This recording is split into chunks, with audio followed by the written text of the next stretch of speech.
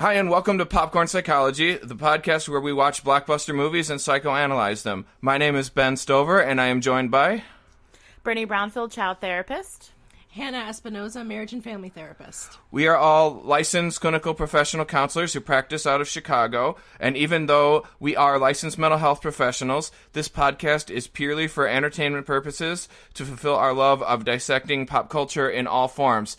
And today, we are going to be doing The Empire Strikes Back, and we are joined by Anthony Sytko from Capes on the Couch. Anthony, if you want to introduce yourself for everyone. Hi, everybody. My name is Anthony Sytko. Thank you, Ben, Hannah, and Brittany for having me on the show. It's a wonderful opportunity. Welcome. It's a good opportunity to come back to the show, I should say. This is my second guest appearance. The last time my co-host Doc Issues and I did The Incredible Hulk, and now this time we're going to be talking about my favorite movie ever, The Empire Strikes Back. So thank you so much for having me, even though when it comes to the therapeutic part of it, I am not even remotely in the same league as the three of you. Oh. That's all right, though. You are for sure a mental health advocate and an ally, and we're happy to have you. Yes. And I also think it's good to have another Star Wars expert on the scene besides our sweet Benjamin. I will say that I've probably seen this movie more times than any of you, and I'm even including Ben in that. Oh. Ooh, challenge accepted. Yeah. For my bona fides, just so you know, yeah. The soundtrack to this movie is one of my Desert Island CDs, to the point that I can listen to any track in the score and tell you what is happening on screen without any other visual cues. That's fantastic. That is how committed to memory I have the score. And my high school yearbook quote was from this movie Black. as well. My high school yearbook quote was, difficult to see, always in motion is the future. Oh. That's outstanding, Anthony. You know, maybe we need to get you into the Legion, sir. You know, it's a lot of time and money. I give nothing but respect to the people in the 501st, but it's something I don't know. I just had a kid, like literally last month, so it's a little difficult for me. Thank you. So it's a little difficult for me to find time to do anything that isn't involving cleaning up vomit or shit on myself. To say nothing of the baby. That's just me. I'm just pissing shit everywhere. Oh my God, what do I do now?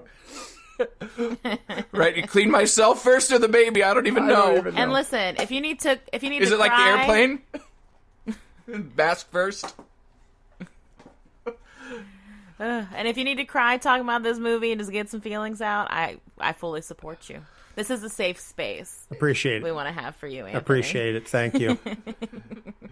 All right, so for today's episode, we're going to be discussing The Empire Strikes Back, which may not be my favorite movie ever, but is by far the best Star Wars ever. I don't think that's anything that can be contested. Yeah, okay.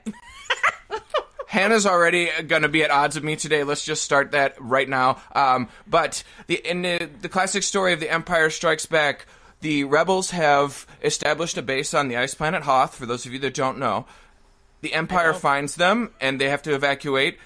Luke goes off on his own mission, separating from Han, Leia, Chewie, and C-3PO, and goes to find Master Yoda. And at that point, Luke starts his Jedi training. Han and Leia go on off their own adventure. Han gets caught by the bounty hunter Boba Fett. His best friend in the world, Lando, betrays him. And then we learn later in the movie that Luke, spoiler alert, is the son of Darth Vader. I'm glad you gave that brief summary because I feel like I needed it. The movie is coming up on its 40th anniversary, but, you know, not everybody has seen it recently, so I figured we could give them a quick rundown. It was literally on TBS this morning. Yeah.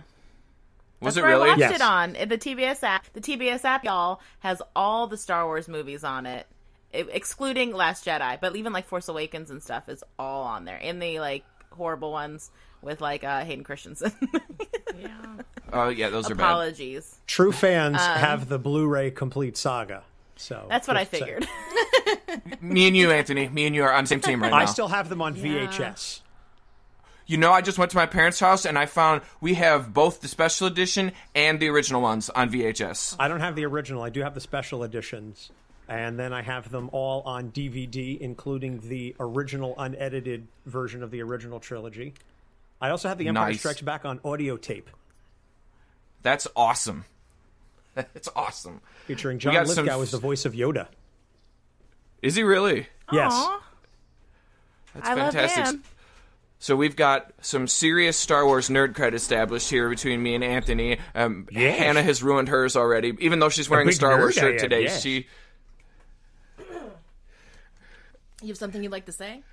Many things. You can finish that thought if you need to. I don't think we need to start this in the beginning. I think we should just give you your moment. And I will say, I assume I had seen this movie before yesterday because it's in my brain somewhere. But if I had watched it, I probably had to have been like 9 because I did not recall a single moment that I had. That wasn't something iconic that you just see in like the ether of like mainstream media, like him in the swamp where he's like carrying Yoda on his back and all that business. Like, I definitely had familiar moments like the Carbonite and the I Love You, I Know, but like, honestly, I was like, have I seen this movie? So I was watching it yesterday. So you've got 2 people who are coming from as like casual fans and then 2 people who are intense fans.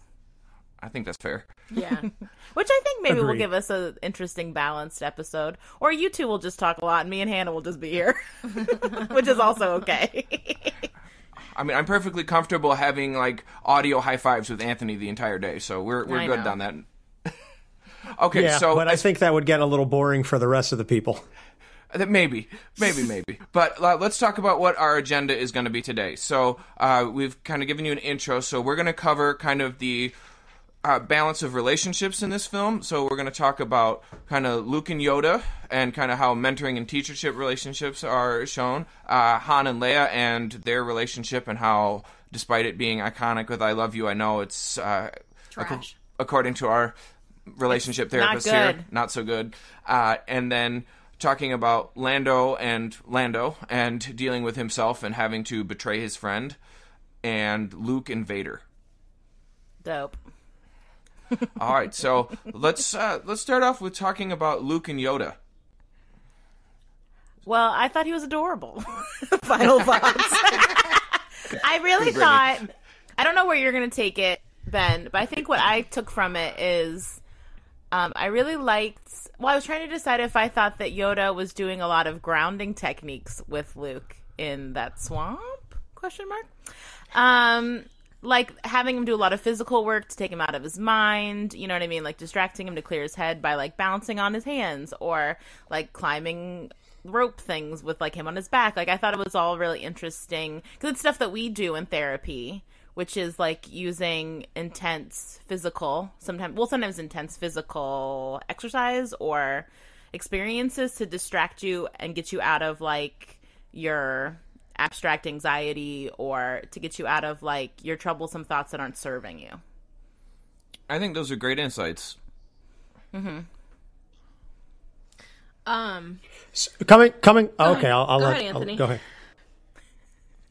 No, I was going to say, coming from obviously the perspective of not a therapist, but just someone who has seen the movies, what I appreciated was the fact that Yoda understood where Luke was, and he didn't force him early. Particularly, I want to bring it and focus particularly on the issue with the cave, where he points out to Luke, you bring in there only what you take with you, and he doesn't want Luke to even go there because he's basically trying to say to Luke, you're not ready for that yet. Certainly not with bringing weaponry and any of the additional stuff. Luke, of course, being the headstrong jerk that he is, doesn't want to listen to that, so he says, well, I'm just going to bring my weapons in anyway, and then of course we know what happens.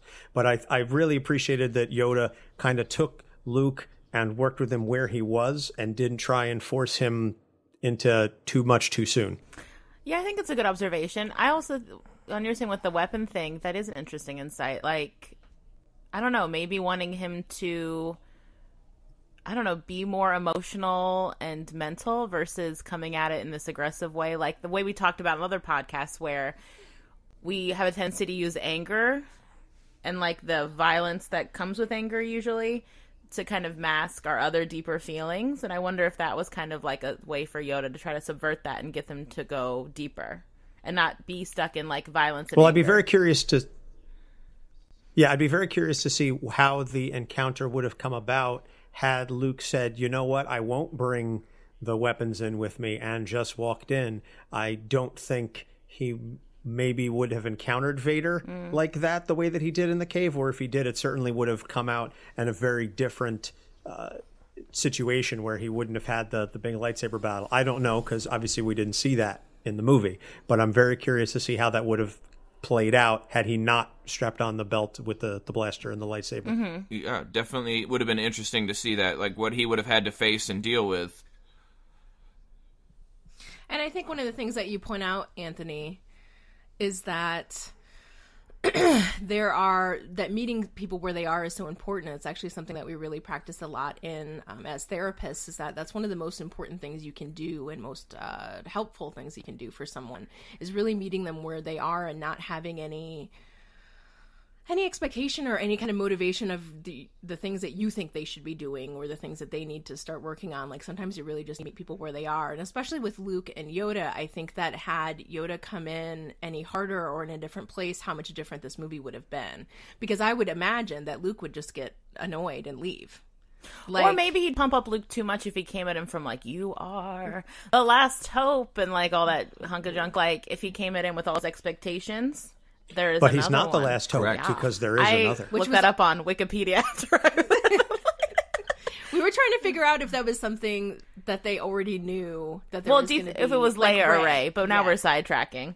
Yeah. But I think you bring up a good point, Hannah, where Yoda does a good job too, like therapists do, where you ask questions sometimes of your client and you already know the answer. Like, most of the time when I ask a client a question, I kind of already know what the answer is, but it's so much more powerful when it comes from them versus when I'm just like telling them and like data dumping on them, and then they can so easily like disregard it or not listen. And so when you like make them think for themselves and come up with the answer themselves, it's so much more powerful. And I feel like Yoda is trying to do that kind of with Luke, which is make him come to his own thoughts and conclusions.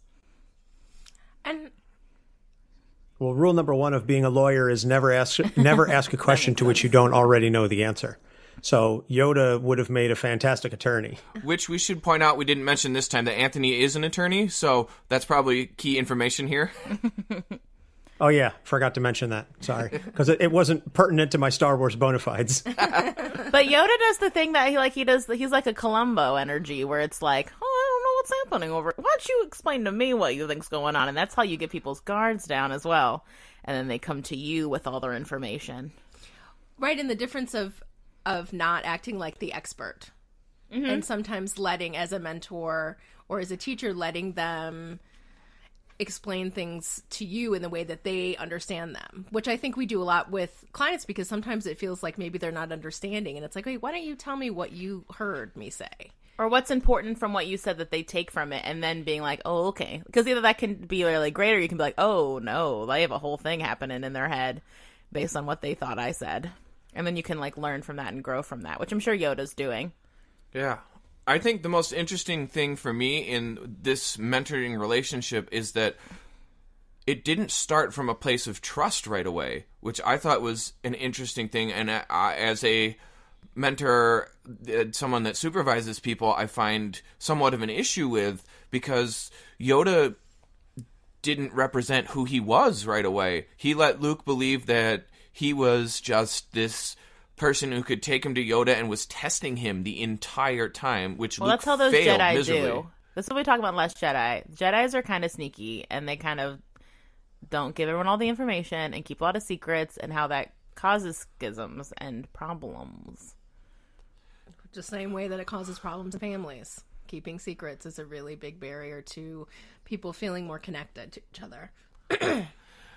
Yeah, I agree, and I find that it set Luke off. Like he was already like showing his clear Anakin-ness and not having patience and not being able to recognize that he needed to slow down and show respect to everyone if he's going to follow this path and be a Jedi. But he doesn't have the slightest concept of what that means. He's still a little bit of the insolent teenager we saw who wanted to pick up some power converters at the Tashi station. Exactly. Is Luke supposed to be likable in this movie? That's what I was struggling with, to be honest. I mean, I don't think so. I think, like, we're showing Luke go through his, like, early adolescence and transformation into adulthood. If he started out as the likable person he becomes in Return of the Jedi, then he would have not had a journey to go on. Okay. Or it wouldn't have been nearly as impactful. I think that's one of the things that he has to go through. He has to start off, or he has to be broken down so that he can be built back up. And I think that's certainly, sidetracking a little bit, that's one of the things that Lucas tried to do with Anakin in the prequel trilogy, was show that he was being broken down, except he rebuilt himself in a very different way, not to derail the subject into the rest of the Star Wars movies. But Ben Solo as well. And that's what led to Kylo Ren. Like, it's a very tricky technique to try to use with a mentee or an apprentice, if you will. Yeah, exactly. Which is interesting, though, is that tear-down approach is the same one that our military uses, and I imagine that is done to some degree with law enforcement as well, and is that we look at, they need to reshape your mind so that you think like everyone else. You all think the same way, you all process information the same way, which is the information that, or in the order of information that we want you to perceive it, and how you process, how you calculate information is all done the way the Army needs you to do it. And the Jedi, being a larger organization, would need to operate on the same approach, where they can all operate at an intrinsic level of trust with each other, that we're all going to make the same decisions the same way. And what's interesting about Luke is that we don't see the military training that he gets to be part of the rebellion, but we do know that he starts out, he just is given this X-Wing to fly, and then we've got a couple years gone by, and Luke has reached the rank of commander, which a commander in any other branch of the military is a major. So that's a pretty high rank. So Luke has reached the point where he is gone through some sort of leadership training, so he's had to become this person who's in charge of other people and has to take a point of leadership, and now he has to take himself down to become the student. And Yoda finds a way to break him down by first showing him how wrong he is, which is a difficult place for a student to accept, but also very impactful. I mean, it's hard to be humble in those situations, and I think that's a big barrier to a lot of stuff. I mean, what we see a lot in therapy, like as therapists, like in working with colleagues and stuff, is you have to maintain a humbleness in order to continue to learn, so that you don't get so egotistical that you make wrong decisions with clients in session. And so there definitely has to be a humbleness there, that it does seem like, yeah, Luke is lacking. But also, if we're thinking of him as so young, adolescents always think they know everything. It's really hard for adolescents to be humble. Well, I think Luke is probably 21 at this point. I don't remember how many years are in between. I think it's close to 3. Mm-hmm. So he was 19, so he's 22. Okay. He's 22, and I'm sure it's on Wikipedia if you look at somewhere. where Luke is mentally, think about what he's coming from. Luke just left a planet and blew up the Death Star. He left this desolate desert planet where he was just a farmer, and then became the hero of the rebellion that destroyed the Death Star. Think about the notoriety he would have gained from that, and where he would be. He was a huge dick. I mean, I'm sure it went to his head. How could it not? I guess is what I mean. Because he was already looking to be someone big, like something bigger, and then he found it. And not only did he find it, he like became number one OG, and then raised up in the ranks of the army nonsensically, it seems. And then it would be really difficult going into with the Yoda relationship for him to go back to that student space. And it makes sense then why when he goes in the cave he like does whatever he wants, or like brings weapons, because why not? Why would he not do that? Yeah, he hadn't yet unlearned what he had learned. Yeah, there you go. So we kind of talked a little bit about where Luke is in some of Yoda's methods that are questionable, what did we see that was beneficial? Because Yoda is almost the gold standard of mentor relationships in films that we've seen. So what do you think is the things he did? What do you think of the things he did right? Well, I think Hannah and I kind of, like, he asks a lot of questions. He comes from a place of, I always tell people, I give this advice to parents when they work with their kids so they're not, like, lecturing, is, like, come at it from a place of curiosity, ask a lot of open-ended questions, come at it from a place of, like, whimsy, almost like, why don't you help me understand where you're coming from?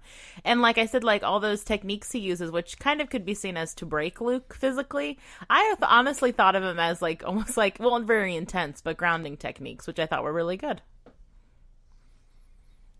Yeah, I agree with those statements. I think Yoda's ability to show Luke that coming from a place of mindfulness and groundedness and patience can lead you to much better results than just going with your first instinct and operating at anger, and how dangerous it is to operate that way where you're loose and out of control. Even though you've done well instinctually, it's important to look about how do you take where your strengths are and open yourself to the teaching of someone else, humble yourself, and also slow down and do things deliberately. Learn why. Well, yeah, because I think that he's operating out of survival mode. So when we do that, we don't have it's really hard to have awareness about all different kinds of things.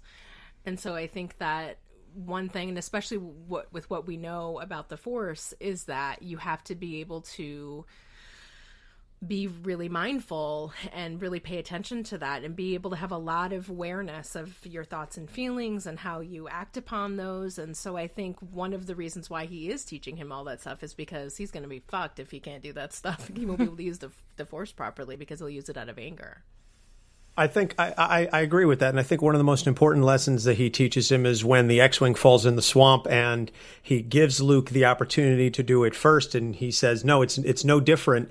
Yes, obviously the X-Wing is larger than a pebble, but the core concepts are exactly the same. It's just how you apply them. And he gives Luke every available opportunity. And it isn't until Luke basically gives up, because again, he is that impetuous young person. And Yoda finally says, okay, if this is what it's going to take for you to believe it, then I'll show you. And Luke, I don't believe it. And that's why you fail.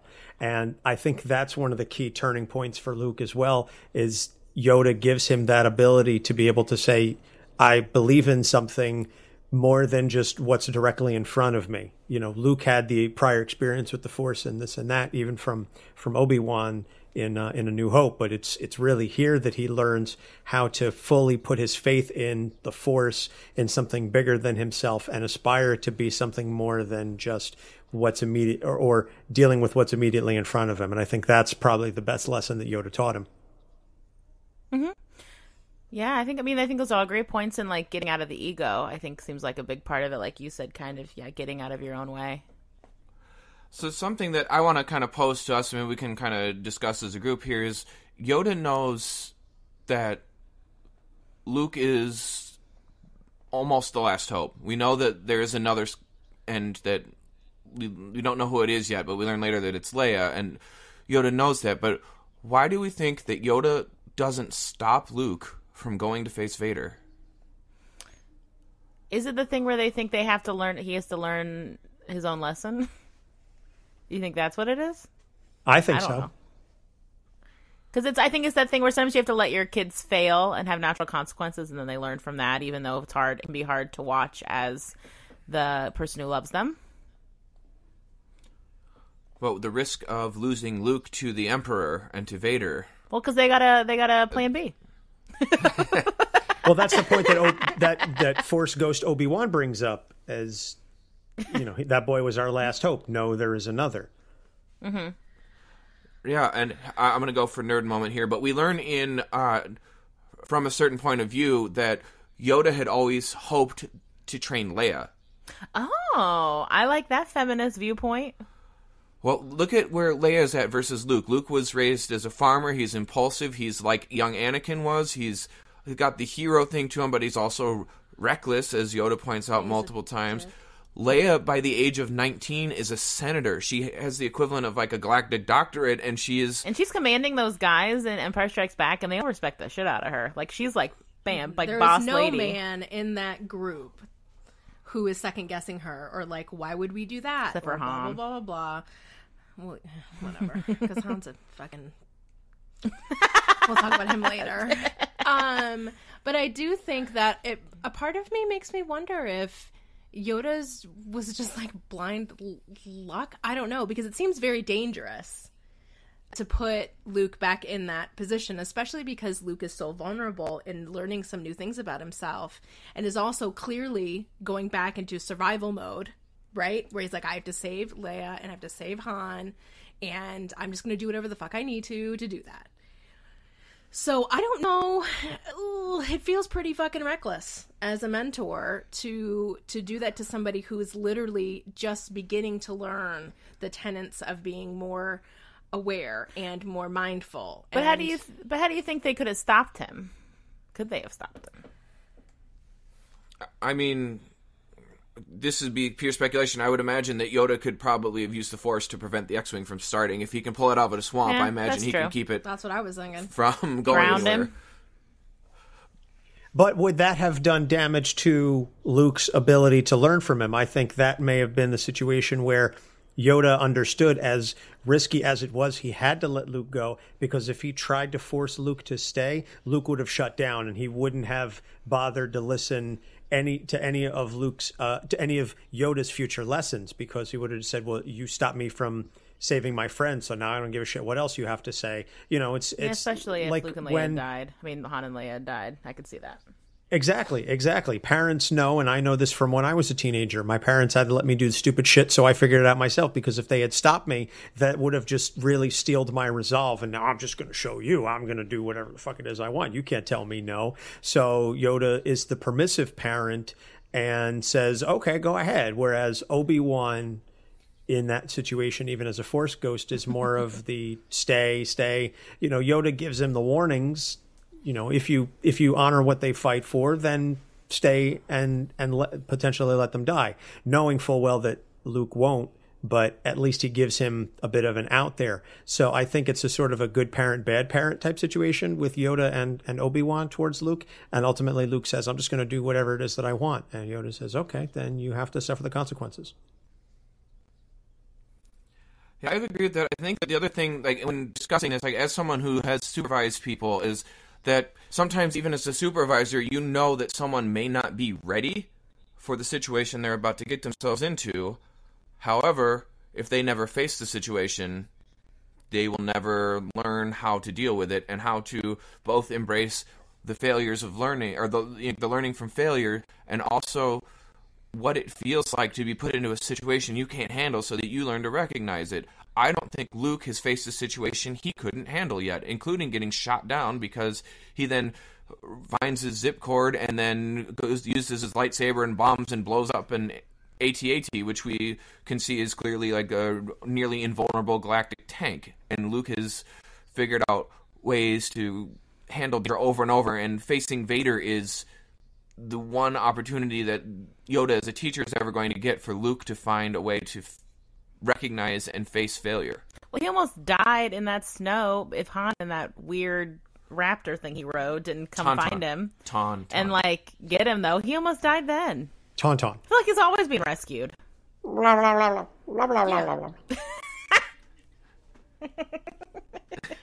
I do agree with you guys in that the idea that he would have stopped him could have definitely made an impact. But there's this other part of me that is like, there are certain fuck-ups that you let your kids do, right? As a teenager. Like, you let them make some decisions. But sending him to the worst person in the world? The universe? Second worst. Sending him to go see him as his, like, first test just seems harsh. But I get it. I understand that maybe he couldn't have stopped him, but I also feel like Yoda would have been able to talk to him about, look, if you leave now, there are things that you need to know in order to be successful. you can go tomorrow. Let me teach some more things. Like, even just to get a little bit more time. Like, because the other part of this is that Han and Leia and everybody else, they're not helpless people. Like, they can figure their shit out. And also, Han fucking rescues Luke all the time anyway, so it doesn't make any sense. So, I don't know. It's hard to make that decision or to figure out, you know, because I think part of what you guys are saying is right. I don't know if he would have actually stopped him or tried to force him in some way. I don't think that would have gone well. But there's another part of me that feels like if Yoda is supposed to be fucking a Yoda and, like, know everything, then he should have been able to find a way as a mentor to be like, hey, look, we need to talk about this. Like, these are some reasons why you need to stay. This is... What if Yoda had told Luke that Vader was his father? I don't know if he'd believed him. I think he would say you're a liar and then pout and, like, I don't know, run off. I don't know. I don't think I've ever considered that, honestly. I was wondering... My mind just, like, went, thanks, Anthony. You're welcome. I was wondering... I've pondered it. I pondered it a couple of times. What if, would Luke have stayed had Yoda said, you know, your father, Vader, is. Face him, you will. I don't know if Luke would have listened. He's such a hothead. I wonder why he didn't tell him to. Because Jedis trade in secrets. I know. Ugh. They collect them like little dolls. Yeah, it's not good. It's not good. Well, he got mad at Obi-Wan, Force Ghost Obi-Wan in Return of the Jedi for, and if you recall, even in Empire Strikes Back when he's recuperating on the Millennium Falcon, he says, Ben, why didn't you tell me? He's not mad at Yoda. He's mad at Ben. Yeah, because they have a relationship. I don't know, man. It's a tough one. It is a tough one. It's a tough one. I agree. I don't think Luke would have processed it the same way as from Vader telling him. And of course, it wouldn't have had the big classic cinematic moment that, you know, one of the most iconic moments in film ever, which somehow Mark Hamill kept secret from everyone for like 18 months. Mm. Nobody knew that. I mean, they didn't even let David Prowse know, and he was the one inside the Vader suit. That's intense. Yeah, it was a very close. He just had to make that motion with his hand, like reaching out, but didn't know what James Earl Jones was going to say. Oh, damn! Exactly. He literally didn't know. The only ones who knew were Mark Hamill, Lucas, Kirshner, and James Earl Jones. It shows you the value of secrecy there. Okay, I think that there's probably more we could talk about with Yoda, but I'll save some for the final thoughts because I think that there's more that we can kind of cover in that section. But let's move on to Han and Leia. Everyone is like, in the Star Wars community, always looks at this as like the great love, and for some reason, the Star Wars community doesn't seem to understand love because everyone wants there to be a Reylo, and they look at Han and Leia as an example of this great romance, and Reylo is a terrible romance. And so I'll tell you this Leia. Right here. Watching the way Han and Leia interact, I was like, okay, now I really understand why Ben Solo turned out the way he is. Because they are not... I mean, I don't know what they're like. Here's my first question. It's been 3 years. I did not realize that when I watched Star Wars movie, so I looked it up on Wikipedia. But have they been in a relationship? Or have they just been dancing around each other for 3 years? Dancing around each other. For 3 full years. What a bunch of babies. Dancing, and the way they're doing this, like, back and forth, like they owe each other something, but no one's talking about their feelings. And then he's, like, doing a lot of, like, your highness and sweetheart, like he's coming from a real inferiority complex. And she's just like, you're acting like a dick. And he's like, yeah, but, like, don't you like me, though? And she's like, why would I? And it's like, it didn't feel sexy. It didn't feel flirty. It felt very contentious and kind of mean, and just as does not a good relationship make.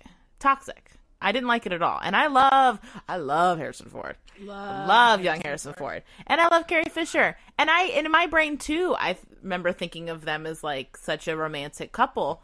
And this is the movie that has the scene with the I love you and I know. And I was just like, I'm not interested in these two gigantic babies and the fact that they can get their shit together and act like adults and have an adult conversation. This is like teenagers. They act like teenagers. And I feel like I remember something similar, like soft lighting and like how it was like romantic. And no, it's fucking trash. The way that Han is like a bro douchebag who like gets his fucking feelings hurt in 2 seconds. But he never is clear about why he gets his feeling hurt, because he expects her to do something without being clear about what it is he wants her to do. And he also doesn't say anything that seems like is true. Everything he says is dripping with sarcasm. Like nothing seems. He's never vulnerable. He's never open. She kisses her brother to get back at him. I mean, which we know that she doesn't know that. Blah blah blah blah blah. But also, it was intense to watch the kissing part. But like.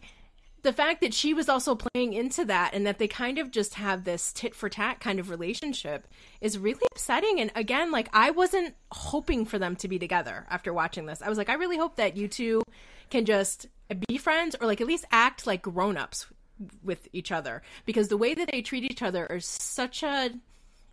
so many red flags of what a toxic relationship would be like, where you're never really sure what's going to happen. You're never really sure if they actually love you. You're not really sure if you need to be true to them, like, because you don't know if you're really in a relationship. And also, Han just fucking sucks. Well, I think so does Leia. And so does Leia. Well, because there's a moment later when they're on Lando's planet castle, Bespin. Sure, I mean, and Han kisses her forehead, and they have this very sweet moment. That's when I was like, have they been dating? Like, I feel like when I was watching the movie, it's like, I don't understand what the relationship is. And then she's like, and then they get to this place where they're so sweet to each other, but I'm like, and she's like, this is, you can say on her face, like, this is good relationship. And I'm just like, the fact that they both accept this, like, sharp 180 of how they are together, and that, like, there's an understanding that this is how they behave, and it doesn't mean that don't like each other. It's, like, part of their cat and mouse thing, but then they can relax into being sweet when they both want to. It just really like bumped me out. So I think that there's an aspect of both of these things in here, of where there's good relationship and bad relationship, and there's a point in time where it turns. Like when they have their moment on the Falcon where like Han's trying to clean her hands, like he's being creepy and like not really respecting like her boundaries. Yeah. For consent. He definitely is not looking for consent. He talks down to her so hard. Yeah. Like she's a respected like commander or whatever, or general already. Senator. I don't know. Senator in this fleet. She's commanding all these men, and he keeps calling her like princess and shit. Sweetheart. Oh, I mean, she is a princess, but still, but he means it like princess. Like he means it like a dick. I mean, he does, but also you can see that there's almost this like junior highness to their relationship. Like maybe even before junior high, like maybe like when you're middle like school. Well, I mean, That's middle same. school and junior high, the same thing. But No, they're not. they Yeah, they definitely are. Fuck both of you. Go ahead. I'm gonna fight. Go ahead. But like you see this like contention, like almost like kids do, where they like each other, like and then they like antagonize each other or like tease each other or act weird around each other, but you can tell it's because they like each other. Like, pull her pigtails and knock her down, kind of thing. Right, that exactly. also supports Like Susie the and thought- Calvin. They're like Susie and Calvin. But that also I don't like the whole if a guy's teasing you, it's because he Good likes you. reference. Because that also creates this narrative for women where if a man's mean to you, it's because they like you, so you should put up with it.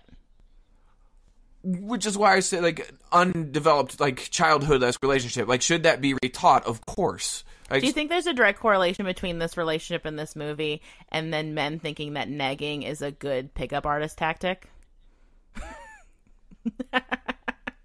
Yes. I'm going to let Anthony handle that one.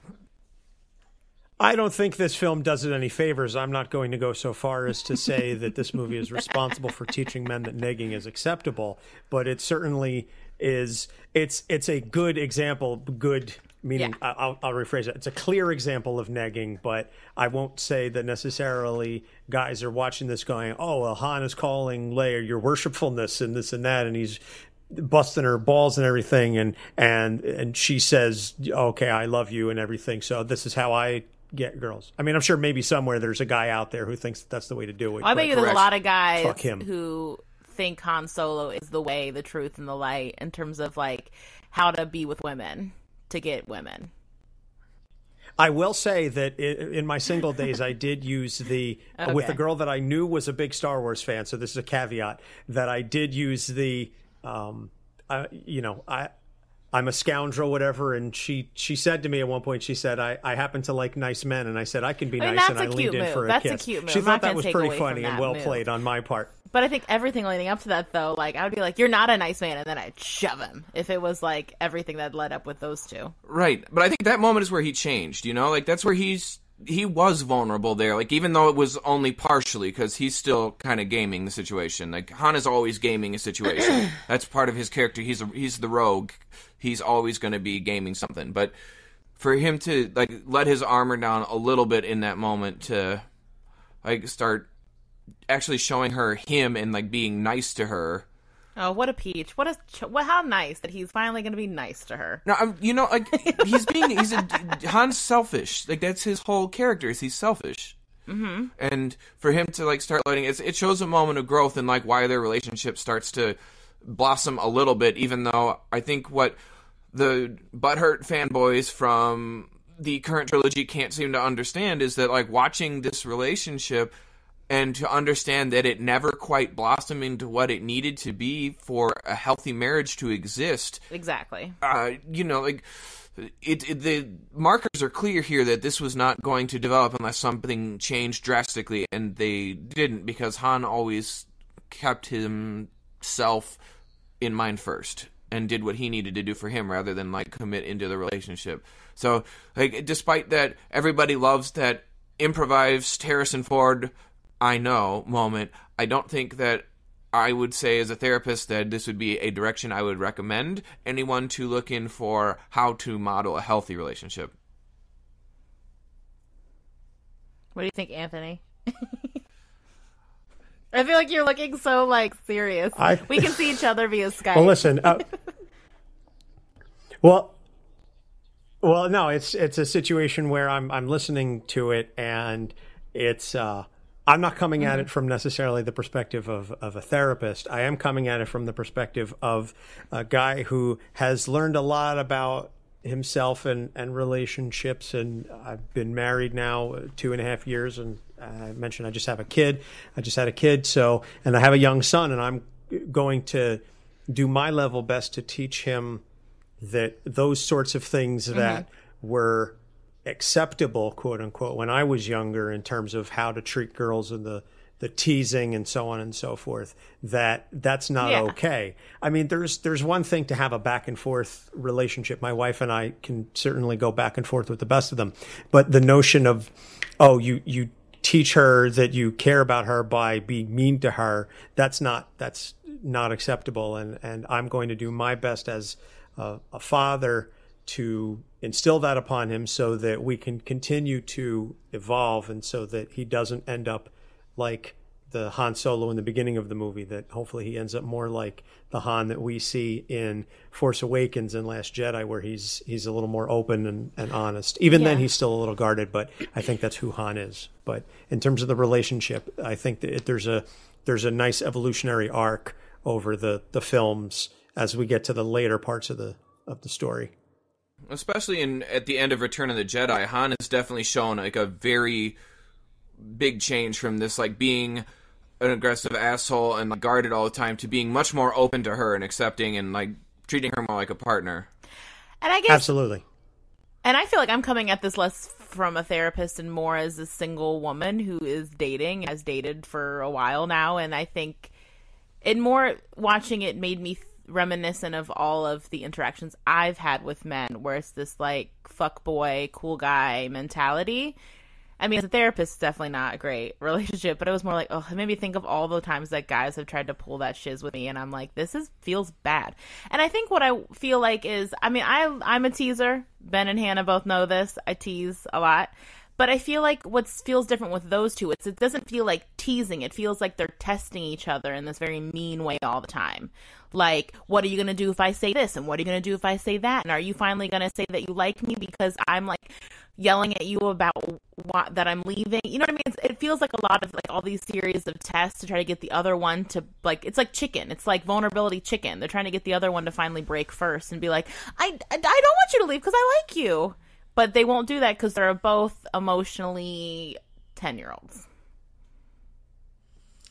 And I agree that I think watching this relationship in this movie and knowing that they can't keep their shit together when they get married makes a lot of sense. I don't feel like Han has changed that much. I think in Force Awakens, he's so vulnerable with Ben, with Kylo Ren in that moment. But it probably too little too late. Yeah, exactly. Which is the problem. Yeah. So I think probably losing Ben really made him grow. And like his moments with Leia are a lot tenderer when they see each other, which is also just the age. They're much older now. That's true. And have a lot more perspective, like retrospective. And so, but it's like but it's a shame that it had to take a huge trauma and everything falling apart for them to get there, which is unfortunately how it can happen when you refuse to be vulnerable and to be open and you come from a guarded place all the time. Is if you have all those walls up, the only way they come down is when something horrible smashes through them. Absolutely. Well, I think that's human nature in general, is we don't really change unless there's some major intervening event. And I'm sure you don't need to be a therapist to figure that shit out. That's just general human nature, but that we don't tend to grow unless there's a major impetus. And unfortunately for Han and Leia, it was the whole situation with Ben. But I think we're digressing a little bit from Empire per se. If you want to know more about The Last Jedi, you could certainly listen to the Popcorn Psychology episode on The Last Jedi, which is what started this whole entire show. But Agreed. That's a plug for you guys. Which, side note, we just tweeted that at Mark Hamill, who sent us 2 likes yesterday on the tweet about our episode on The Last Jedi, started by kind of his performance.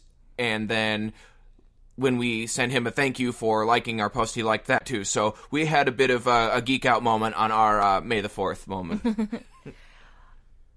Oh, Mark Hamill's fucking Agreed. He's very interactive. I guess what I would throw to Ben and Anthony as the lovers of this movie, what do you guys see in Han and Leia that feels admirable relationship-wise, or that feels positive, or that makes you root for them? Wow, the silence is deafening. Oh, man. You want to start? I have to tell you, Anthony, right now I am hearing 3 words in my head right now that make me feel very unsafe. And it's a trap. I asked you this question because I honestly want to know what you guys see. We don't do testing like Han and Leia. We're asking or you Yoda. Because we appreciate your view and we want to know, this relationship seems like shit. What makes you hopeful for them to, like, after this movie ends? Because when this movie ended for me, I was like, I'm sad that they end up together. Yeah. In some ways. And that's only in the context of this movie. Okay, I'll take the bait. Okay. I'll take the bait to start. I think the thing that I appreciate about the relationship is the fact that you have this incredibly strong-willed, determined, powerful woman, Leia, and Han, who is the scoundrel and the rogue, the lovable rogue mindset, is not intimidated by her, but he's intrigued. And I think it's a situation where she makes him better by their relationship. Not that she's perfect by herself, and not that he is, completely without redeeming qualities, but that she makes him better by being herself, and that she brings that sacrifice out in him. And by the time that he's saying goodbye to her, right before he's going in frozen in carbonite, that he realizes that he needed to make, he was certainly being captured, but he was willing to make that sacrifice for everybody else. And I think, again, just by virtue of that interaction, and as I'm saying this, the only thing that I would say I would change a little bit differently is when he tells Chewie to look after Leia. I don't think Leia necessarily needed anybody to look after her. I think that was just more of a, hey, you're my best friend. Just check in on her, or whatever. So I would have maybe tweaked the wording on that a little bit as I'm saying it out loud now. It's occurring to me, but I think that's what appeals to me, that he has this very strong-willed, independent woman, and he doesn't back down. That he says, okay, he may go about it in a way that may rankle some people, cough, cough, Brittany and Hannah, but I think ultimately he comes out of it a better person because of that. And that's what I admire about the relationship. I'll build on that. I think that Anthony's points are spot on here. I think what I like to see about it is that you see a growth, and that they both have to grow into each other and let their guard down, because just as we're kind of attacking Han for being so guarded, Leia is super guarded herself. No, they both suck. They're both guarded. Yeah, agreed. Like, Leia is so guarded and so, like, wrapped into her mission and her thing that she's not willing to let anybody in. But they built up this relationship that it's been clear the whole time between the two of them since A New Hope that even though they both, like, love to hate each other, they love to hate each other. And to see them realize that their relationship could be more if they stopped being children and attacking each other and actually let their guards down and open each other up, that they could bring out the best versions of themselves, which is the cinematic dream. But like, as a therapist, it just makes me nervous, because the thing we always want to make people know is that you can't change someone, and movies and stories show us all over the place that you can if you just love them enough, if you're just good enough, and you can get them to change. And both people have to grow and change together and bring out the best versions of themselves for that to happen realistically. But there's something rewarding about seeing these two characters like learn to grow together, even though they get it taken away from them as soon as they open up. Mm-hmm. Okay. Well said.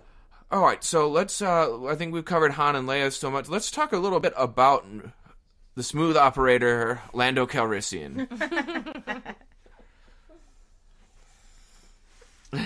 Well, hello there, ladies. So I think what makes Lando an interesting character is that Lando is put in an impossible situation. He has Darth Vader and Boba Fett that have shown up before his best friend in the world comes back to talk to him. And even though they've had a difficult history, he has to show Han into the trap. And he has to do that by being welcoming and friendly, even though he's knowingly leading his best friend into a trap. But he's in the situation where he's now the administrator of this entire city, where everyone's life is at stake from the threat of the Empire, and he has to sacrifice his friend to keep everyone safe. And I don't feel like a lot of people have processed really that predicament that he's in, at least not right away. They're like, oh, Lando's kind of a douche, and then you like realize the position he's in. So I think that kind of talking about like the choices he has to make and how impossible that is giving that some space is an important aspect of our discussion here.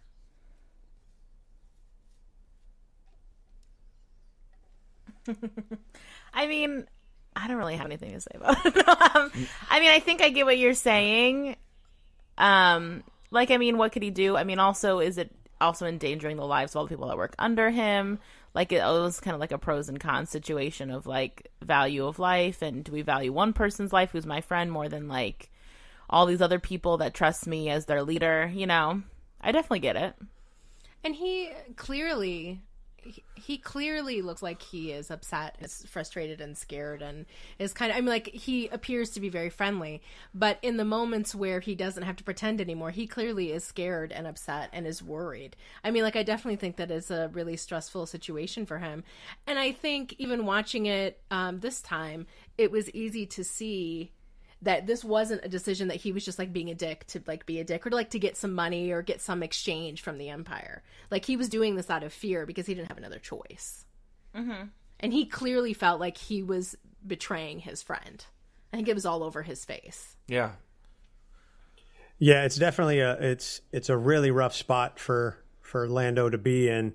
And you know, as you said, he has to balance the lives of his best friend and Chewie and Leia, who he's very also clearly attracted to, versus literally everybody else. I mean, he wasn't going to sacrifice Warrow Hood.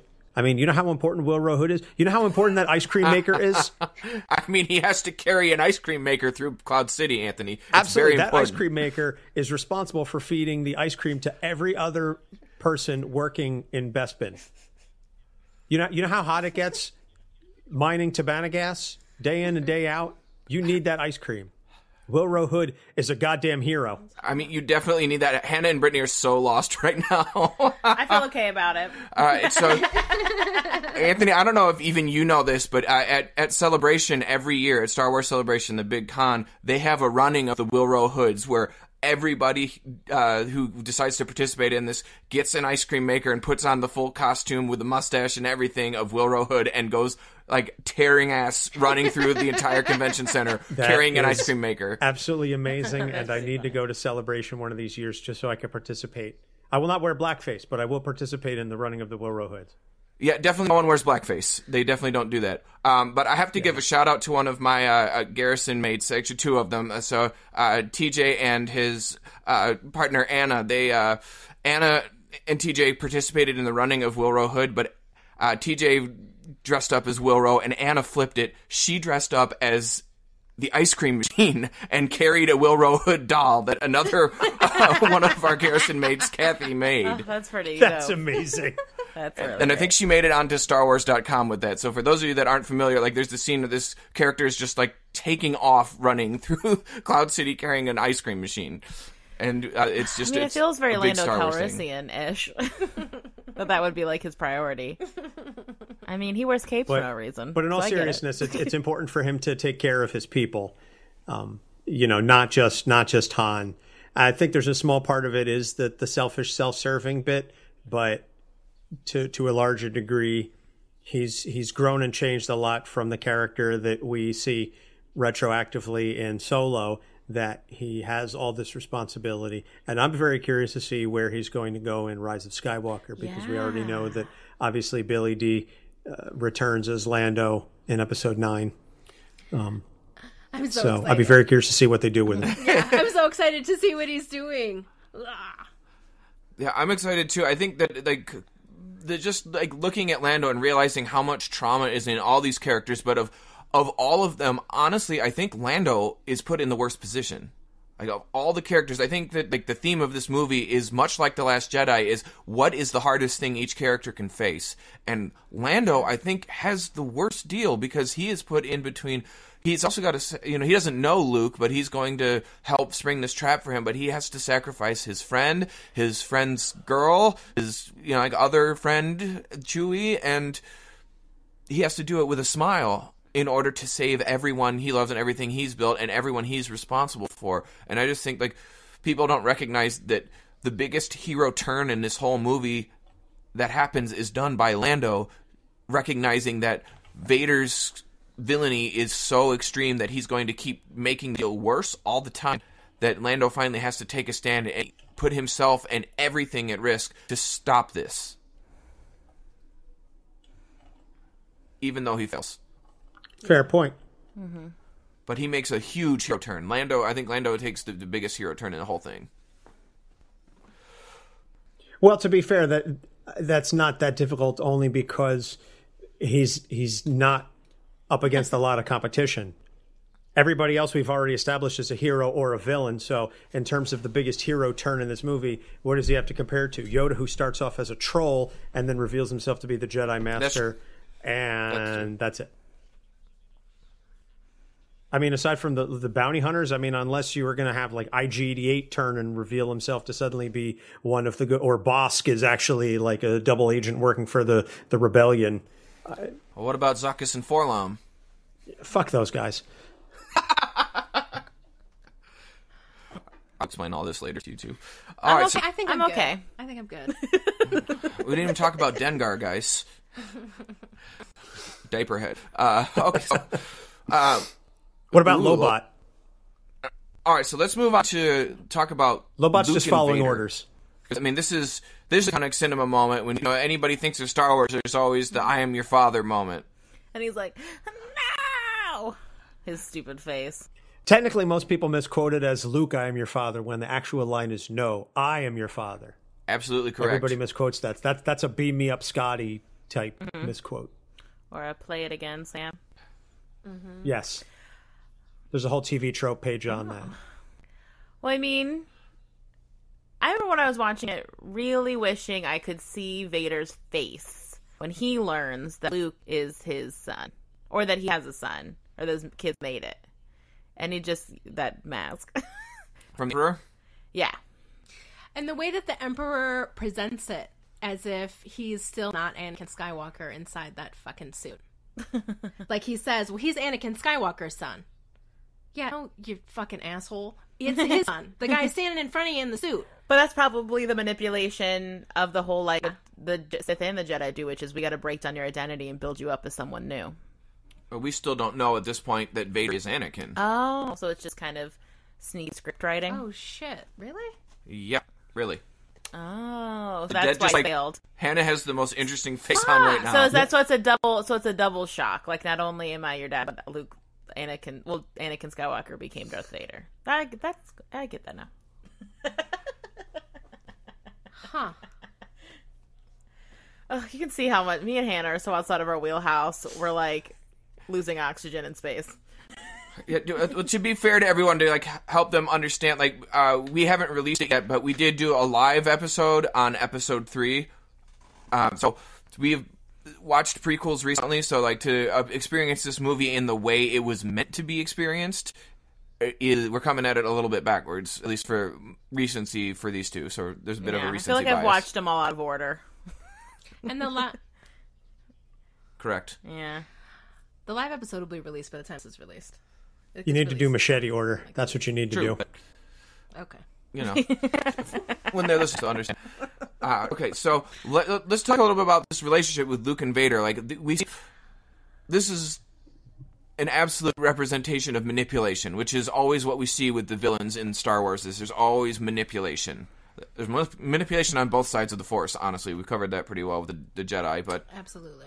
when we look at Vader, how is Vader using this confrontation to manipulate Luke? Because he knows the whole time, A, that he can own Luke in a fight, and also that what he's trying to do the whole time is capture him and turn him, not defeat him. I think Vader could have defeated Luke quite easily. Absolutely. Especially after that Rogue One hallway scene. I don't think that Luke, with no combat experience with a lightsaber, could have represented even remotely a challenge to Anakin. The slowest fight I have ever seen.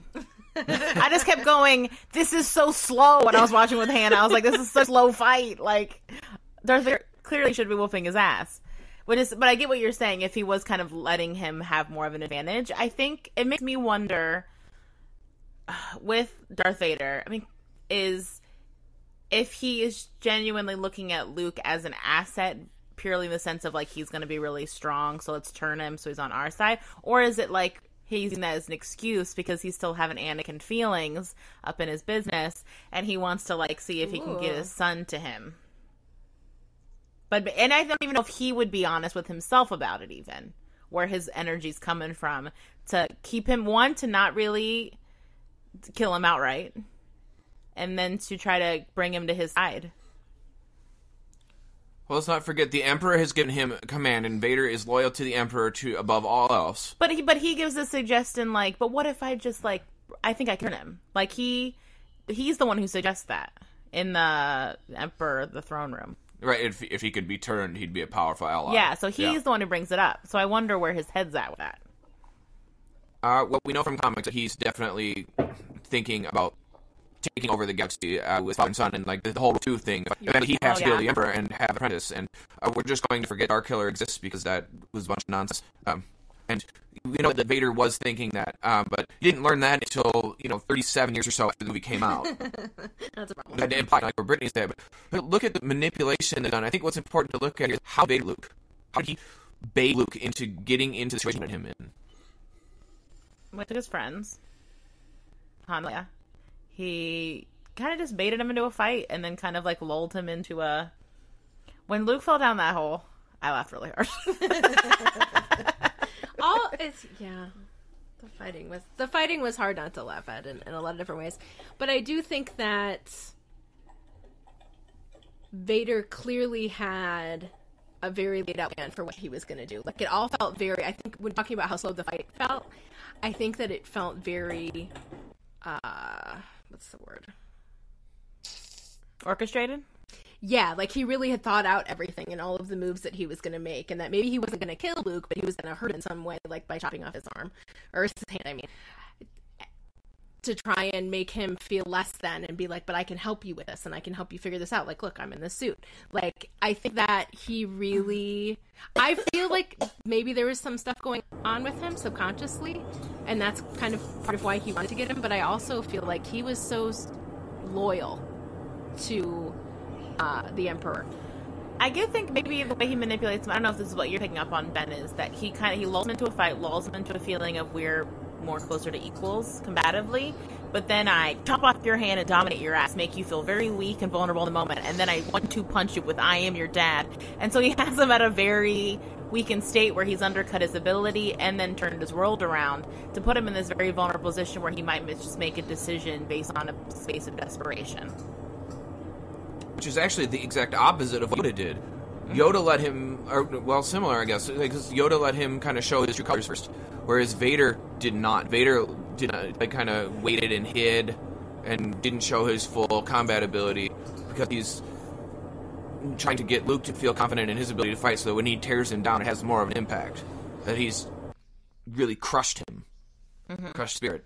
Well, not for nothing. Look at the Vader versus Obi-Wan fight from A New Hope. You have two. You neither one of them are at their peak. You've got the octogenarian Jedi Master versus he's more machine than man now. So this is not the same guy who, when they fought in Revenge of the Sith, they were twirling and force movement, this and that. This is not a guy who has all of those speed and skills that he had in his younger days. So to some extent, I think he was taking it a little easy on Luke because he wanted to save him as an asset to be used. But also, I don't think that Vader was technically capable, and that's why once we see Luke in Return of the Jedi, again, to take it outside of this film, when we see Luke at the height of his ability, he whoops Vader's ass. Because Vader physically cannot stand up to someone who is physically younger, stronger, has the command of the Force. That's why Luke wins that fight as handily as he does. It's not until the Emperor steps in that he starts, really doing damage to Luke. And also Luke realizing, holy shit, I'm about to kill my father, and I don't want to do that. But that's what it comes down to. So I think that's part of why Vader toys with him a little bit. He said, "Yeah, I could kill you, but I'm just going to throw shit at you, knock you around, smack you. I'll cut your hand off, but that's about it." He didn't want to kill Luke. If he did, he could have, but he didn't want to. Right, and, like, all that was like part of like this very planned emotional takedown that he did to Luke, because he let Luke believe that he was a combat equal. He let Luke believe that he had a chance, that he could save his friends. It was about anything other than Luke, but he walked right into this trap. And then continued to walk into it bullheaded, thinking that he could use his superior combat ability to everybody else, not realizing that he's not really encountered another Jedi or Force sensitive other than people on his side before. And Vader is continually going through like the process of tearing him down, isolating him, making him feel alone, and then providing himself as the only true path out of that trap that he set, which is exactly how people who are going to manipulate and control other people do it. To a T, they follow the same process every time. They isolate you, they beat you down emotionally, beat you down physically, they beat the fight out of you, and then offer you a path out by doing exactly what they want. Or they give you a little emotional gem. Like, they throw you a little emotional bone. Like, but I'm your dad. And so they make you feel like, oh, it throws you off your axis. Fair point. And then I think the other thing we need to cover with Luke is how would you see Clint handle like the worst news ever? Like, what? Throw myself into that precipice. Let it go. Let it go. Like, goodbye. And just let go. No, I mean, I think you're fired. I think that for Luke, I cannot recall Return of the Jedi or what he is like in that movie, so apologies. But I think much more grounded and deliberate. Oh, and I think it would make you. I think it would almost make you very trepidatious, like almost too like, because you went in all like hot-headed and like hot-blooded, and I can do it, like big dick thing. You lose your hands, which is a big part of like where you're trying to gain like autonomy through fighting, and then. But he just get that brand new spanking hand immediately, so I guess it doesn't really. But and I think it would definitely make me doubt myself a lot, and maybe have a really hard time making choices, and feeling like I deserve to be in charge of choices. It really, I don't know. It really crippled me emotionally, or like confidence wise. I think when we find out something that messes with our identity of who we thought we were, or where we thought we came from, that it changes who we think we are and who we thought we were. So I think that you're right. I think that it would have a really big emotional change. I think because you just don't trust yourself, because like, well, I thought that I knew this about myself, and how could I come, and in his story, how could he come from something this horrible? Yeah. Because he also, I don't think... No. Does he know about his mom? Does he know very much about his mother? No. So he doesn't know that he was ever loved by the people who had him. And I think it's also like you're saying, that thing of when you have a really horrible parent, and how do you not feel like there's something really bad inside of me because I come from them? Yeah, a little bit. But I also think just in regards to Luke specifically, like, I mean, being the son of the worst guy in the galaxy, it's pretty heavy news, like, just in general. So, like, having that idea of how can that be true, and also who's lied to me, who has been lying to me all this time. Yeah, because Luke's identity is really hung up on, my dad was a big deal Jedi. He was, like, such a good Jedi, and I'm going to follow in his footsteps, and that's all been taken from him. And that sometimes when the parts of us that we really thought to be true are changed, or when the people that we thought really loved us maybe didn't love us, or at least weren't honest with us, it really changes the way that you feel about yourself, the way that you feel about the world. Sometimes the world doesn't feel safe anymore. I mean, in some ways, even though I know I've been talking smack about Luke the whole time, in some ways his response is pretty good. Like, he seems to be able to kind of manage it a little bit. I mean, I know that he feels, but automatically he goes to the person that he thinks should have told him. Yeah. Right? Ben. Like, why didn't he tell me? Why there's so many people in my life who could have told me the truth and nobody told me. Even Yoda. Well, I mean, it's like, his aunt and uncle too. Like, especially since now they're deceased, I think it would be really hard to find peace with that. Yeah. If we're not to change how he feels about them, because he can't even, like, confront them about it and, like, talk it through. Does anybody else have any thoughts? Anthony, anything you want to chime in with Luke and Vader? No, I think I said my piece earlier, and I think you guys pretty much covered everything that I would have or could have thought of.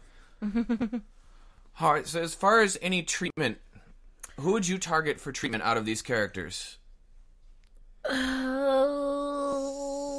Luke, I guess. I think he's very young, and so I think I'd probably treat him like an adolescent client. And just kind of probably just do like existential work with him, especially after this Vader business, dad business, like, and losing his hand too, even though he has like a nice spanking new like robot hand. Kind of say like, how is this information sitting with him? Who does he think he is now? Like, has it impacted his goals?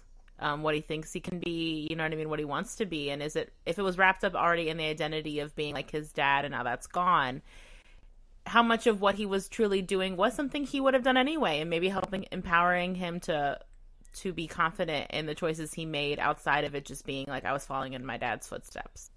I think I agree with that wholeheartedly. I think that doing existential work with Luke is going to be huge. You would also probably want to work on CBT with him, because now whatever core beliefs he had about himself and about the world just got shattered. So you would have to work with him on how to combat the negative thoughts that are going to arise in his mind about what that means for him, and probably work on actually sitting and writing out the counter evidence to those negative thoughts, because despite that, like, now he's learned that Vader is his father, he is not Vader. But for him to adopt that, like, existential identity of, like, no, what does that mean for me? What does that mean my destiny is? My father was this huge hero, and then he became the worst person in the galaxy. And how have the anger steps I've made? I didn't listen to Yoda. I didn't do this. I've taken steps out of anger and actions out of anger, and recognizing that these things in myself could lead me down this path. How do you work with him on challenging any of the negative thoughts and behaviors that might fuel him into the direction he's the most afraid of? Because I imagine that not only is he going to have trauma, which we see in The Last Jedi clearly, that Luke has had a life full of trauma, but the anxiety that's going to come from this and how to learn to deal with that, because part of what drives Luke is anxiety and fear, and he would need to learn how to counter those, and which he does, but to be more mindful of how do things fit into the bigger picture, much like Anthony is saying, versus what do I see and deal with right now? Because if he continues to deal with only what he sees right now and what he locks onto as a future that could be, not paying attention to always in motion the future is, from Yoda, is that he's going to continue to make bad decisions and be vulnerable to the dark side, as opposed to learning to become a grounded person who can make challenging decisions and make things happen in a way that makes sense for the whole universe, not just for his reality. I don't know who I would do treatment with. Well, I think I didn't bring up Han and Leia because I thought maybe you'd do couples work with them. I was thinking about Han and Leia and doing couples work with them, because I do think that it would be really interesting, like, if we could do something where, like, I did treatment with them, and then maybe they wouldn't have the reaction that they had to Ben, their son. Mm. And how interesting that would be. But anyway, that's a whole other thing. But I think that I would, because it's clear that by the end of the movie or whatever, that they have at least been a little bit vulnerable with each other, and that I would when they come in, I would definitely just teach them communication skills and practicing being vulnerable with each other and practicing being open with each other, because I do think that that is where their strength is, and that is what they need, and that is also what they need most to learn. Mm-hmm. Because otherwise, based on the things that I saw in this movie, I would say that there definitely would have a better chance of ending up in a situation where there's a lot of resentment, a lot of hurt. There's so much that's unsaid. Exactly. And maybe, like, end up stonewalling each other, where they just don't even talk to each other at all because they have so many hurt feelings that they're not allowed to talk about because they're not allowed to be vulnerable with each other. And so I think that would be the most important thing that I would want to help show them. And I think that this early in their relationship, and also with how young they are emotionally, I think that it probably would go really well. Yeah. Because sometimes the difference between getting Han and Leia in The Empire Strikes Back and getting them The Force Awakens or The Last Jedi is, I can't remember when he dies. So Force Awakens. Force whatever. Awakens, So he dies in the Force. So getting them in The Force Awakens, I feel like their prognosis for treatment would be very poor. Yeah. And I might even, when I do their individual assessment, decide that they are not fit for couples therapy. But the Han and Leia that are in the Empire Strikes Back, I could help them. Mm-hmm. I could help them be more connected to each other and help them before they start this relationship off with a lot of hurt and a lot of negativity and a lot of just really hurting each other, even in little ways, and not ever really having a space where they can apologize for that either. Yeah. So that's it. For right now, I think that Han and Leia are probably the best example that I could get. I've been thinking of all these, like, weird family situations where I could get, like, Luke and Vader and Leia in the room, what that would be like, but we can't. So that's a lot. So for right now, just Han and Leia, I think. Oh, and Leia doesn't even know yet. Exactly. So there's impossible. So. Well, I was going to say, speaking as the non-therapist and sort of taking the non-traditional method or the non-traditional look at things, I would suggest Leia for therapy, not trying to necessarily go for the hot take, but largely based on not only the issues with Han, but also some of that lingering, wanting her to address her relationship with Luke, whatever it is. Obviously, they don't know that they're siblings yet, but she's got this relationship with Han that starts off, but yet in the beginning of the movie, she's very willing to kiss Luke to prove the point. She does have some feelings for him. She feels that connection with him. How does she parse through all of that?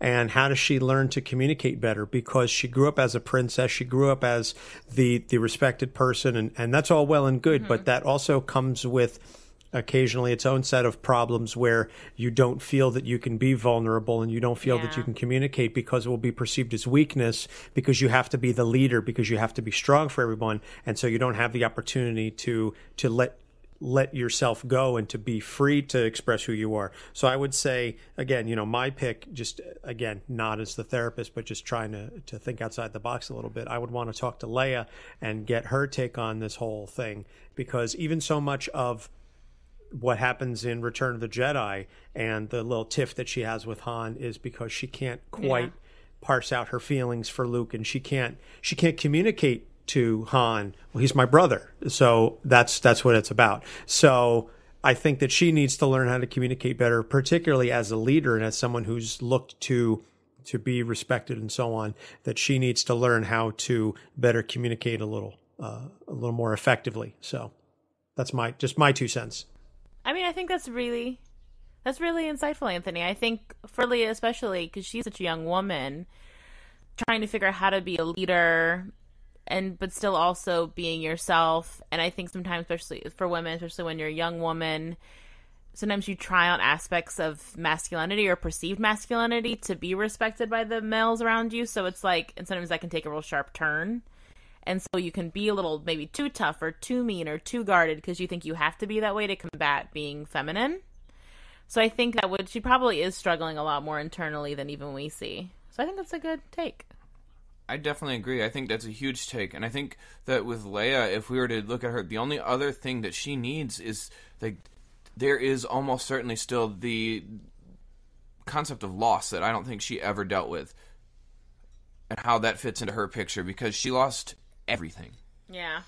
Her whole planet in front of her. And I think that, like, Anthony, your take on her is just spot on. And, maybe you're not a therapist, but you probably could be. You've picked some stuff up. Thank you. Well, hanging with Doc Issues for over a year and obviously being best friends with them for over 20, I do learn some things, if not through osmosis, then I don't know what. And that's why when you were talking earlier and I've said, you have to meet people where they are, I learned that from Doc on my show. Every episode for me is a little mini therapy session. So it's helpful for me to learn things. For sure. Yeah, and for those of you that don't know, that's Anthony's statement there kind of has a double meaning, because Anthony is also an actor, and him and Doc have a skit at the end of every show where they kind of take on characters and they go through like an actual session as the characters. So Anthony gets to experience that as both Anthony and the character at the same time, which is kind of awesome. You guys got to check out their show for sure. True. Thank you very much. Thanks for the plug. Of course. All right, so I think we've reached the point where we could hit final thoughts. Who wants to go first? Hannah does not want to go first. It's like, should I go first so that we can end on maybe a more positive note? Yes. Okay, because here's where I'm going from, guys. I want to be very sensitive to you, Ben, and to Anthony, and to all the people movies that people don't like, and how it can, even though it has nothing to do with me, can kind of like feel hurtful. Like, I know the Heathers one, I was very defensive. I just found this movie, I guess boring would be the adjective I'd use. But I wish I didn't. You know what I mean? Like, I didn't go into it wanting to like rag on it or rag on you or anything. Like, it just felt like a lot of like going from place to place, in like a lot of traveling to somewhere else. And then once they got to that place, not that much would happen, and then they'd be traveling somewhere else.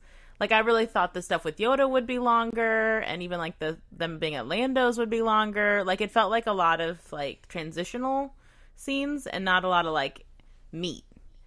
And also, I just found Luke very unlikable. I found Han and Leia very unlikable, and I think I was surprised by how much I didn't like it. And I hate that. I hate it though, because I want to like it like you like it, and like Anthony likes it, and like other people like it, and it's not a shade on you guys. I mean, talking about it today has lent some depth to it that I think has helped me like it more, for sure.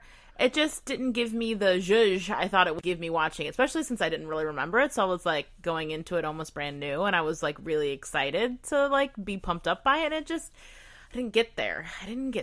And I'm sorry. I'm sorry, Ben, but I didn't get there. I'll forgive you. Halfway. Yeah. I can't. You're dead to me. I respect that hot take, though. I respect that hot take. I feel like that's fair. I also... Fuck, man.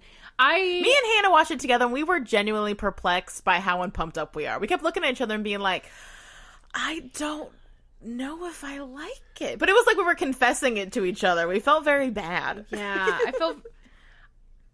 I'm just a little bit confused. Imperial troops have entered the base. Well, just like very confused about why. I feel like me and Hannah are trying to be so sensitive. Even the way we're talking about this, we're being so sensitive. The nicest thing that I can say currently at this moment in time is that it felt very much like a second movie.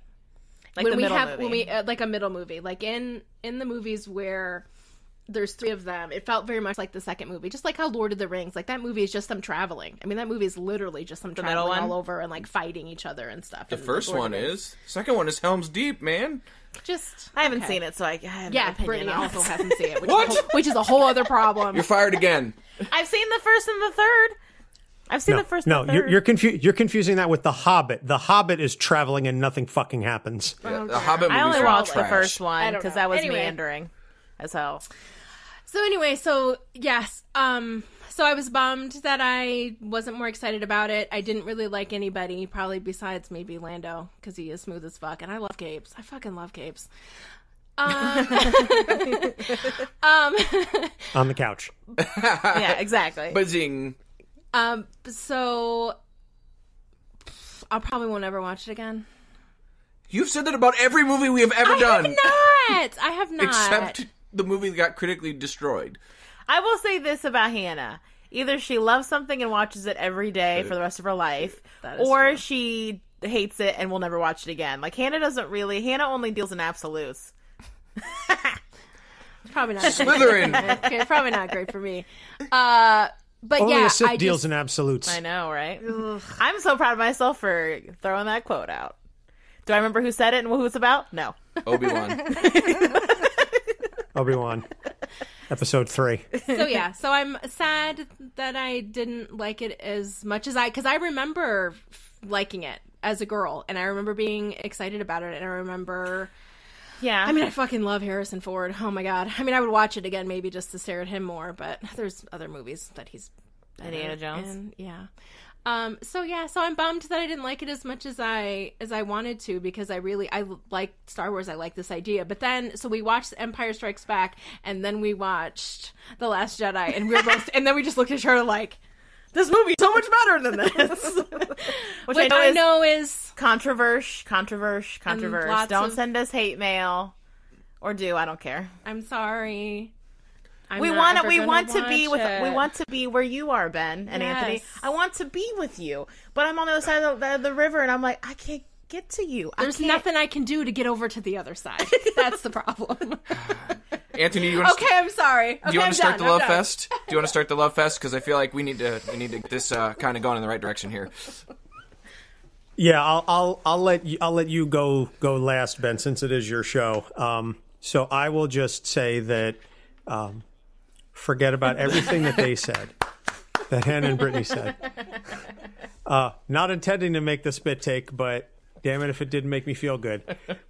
That this is an amazing film. This takes the characters that we experience for the first time in A New Hope, and it puts them through the emotional ringer. And what comes out on the other side, I think, are certainly more developed characters, more realistic characters, more concrete characters.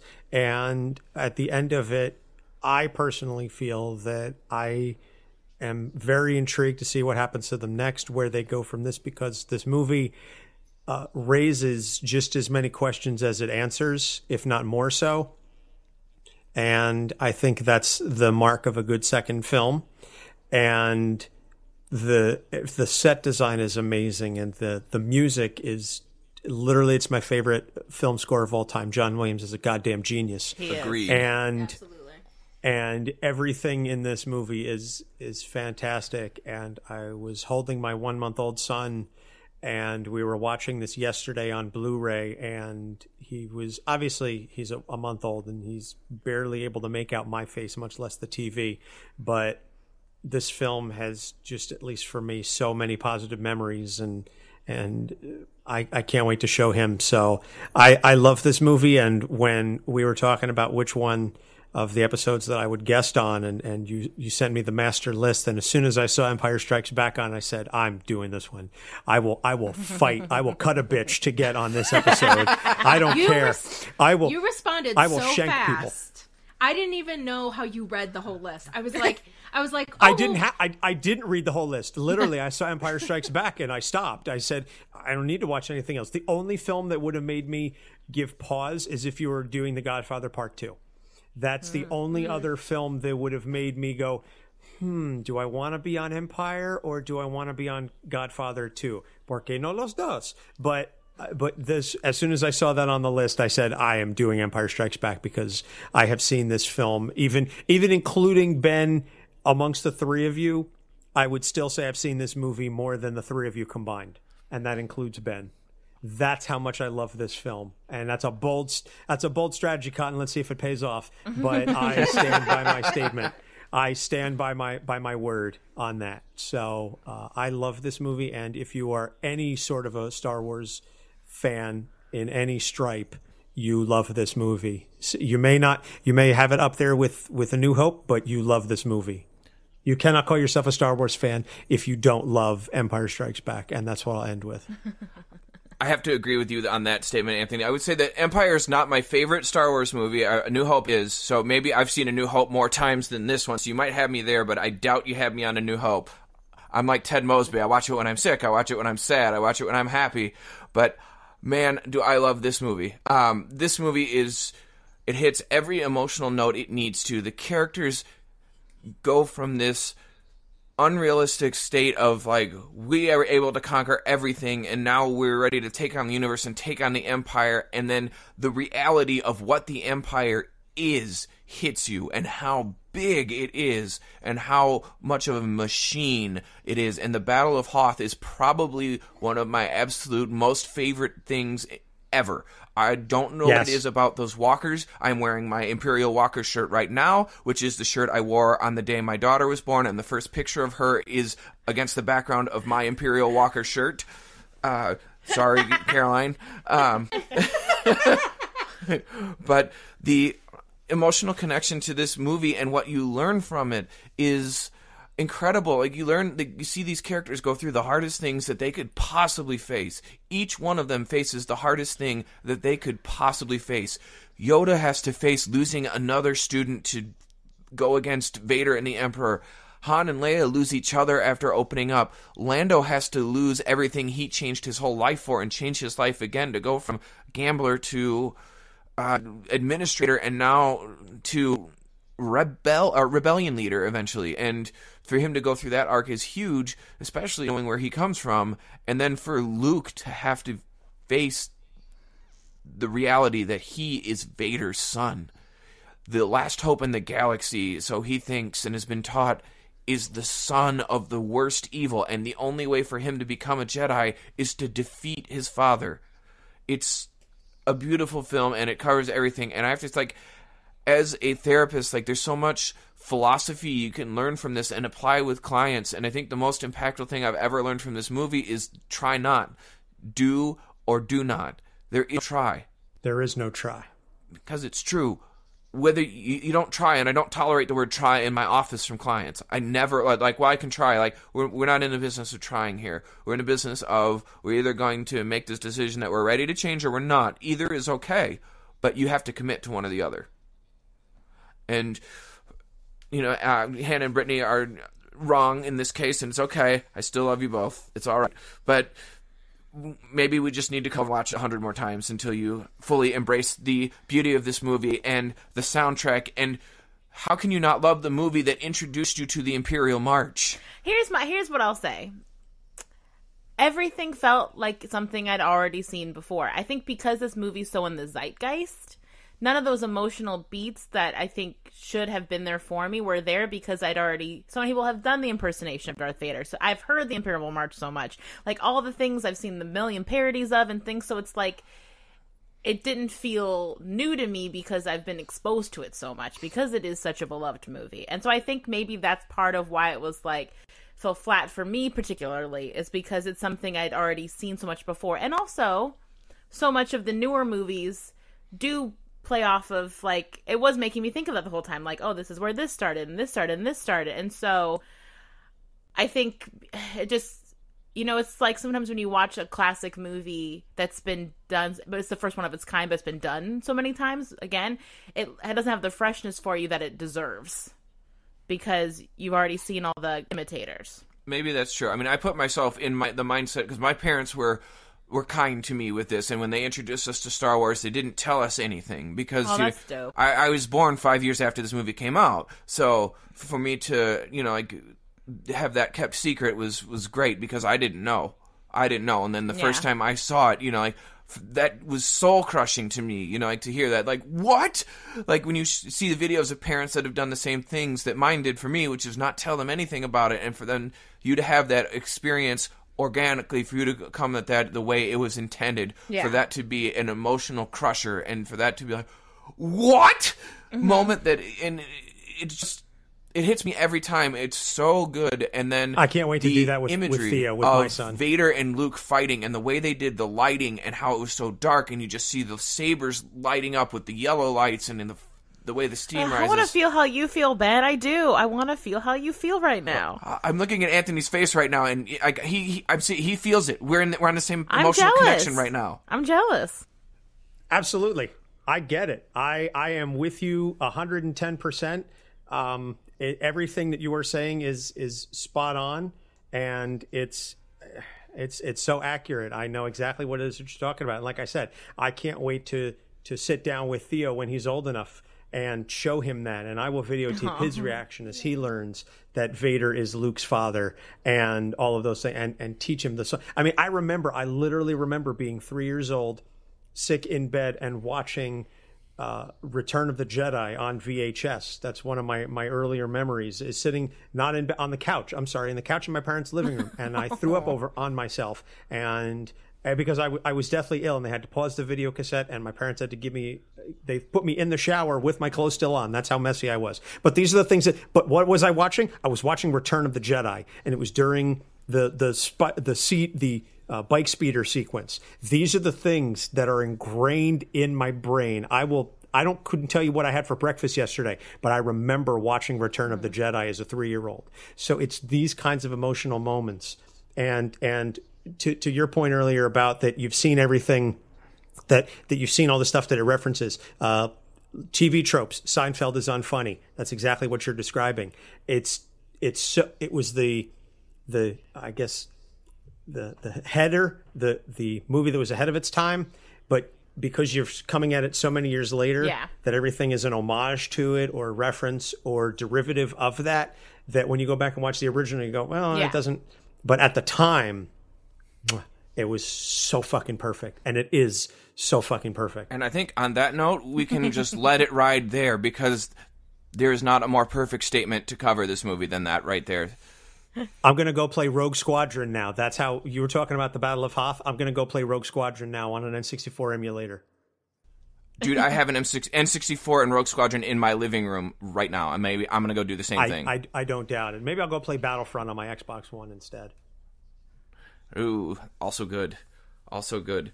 Me and Hannah will just drift out of the room. And you and Anthony can continue. See you guys next time. All right, everyone. So on that note, please be sure to like and review both our show, Popcorn Psychology, and Anthony and Doc's show, Capes on the Couch.